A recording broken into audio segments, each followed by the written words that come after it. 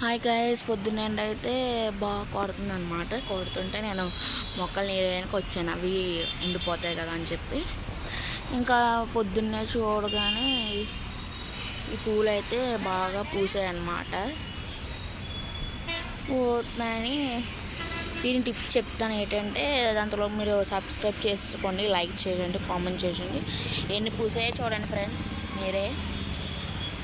ఇదంతా మొత్తం ఫ్లవర్ వచ్చేసరికి ఇంకా నేను ఎంత బాగున్నాయి, ఎంత క్యూట్గా ఉన్నాయో చూడండి ఒక్కసారి మీరే. దీనికి టిప్ మాత్రం నేను గ్యారంటీ చెప్తాను. Please subscribe and share and comment అనమాట. అయితే దీని టిప్ ఏంటంటే, ఫస్ట్ టిప్ నేను చెప్తున్నాను.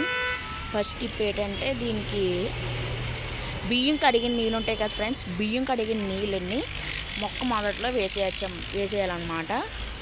కడిగేసినన్నీ వేయచ్చు, లేదంటే ఆగైనా వేయచ్చు అనమాట.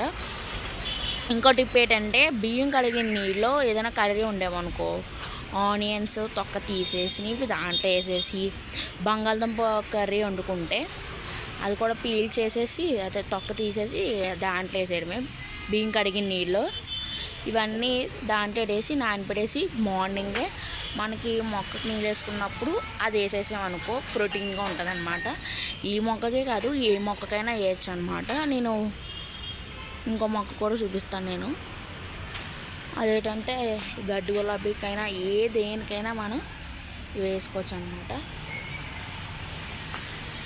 ప్లీజ్ ఇటువంటి వీడియోలు ఎన్నో చూడండి. Please like, share and comment, subscribe అయితే చేయండి.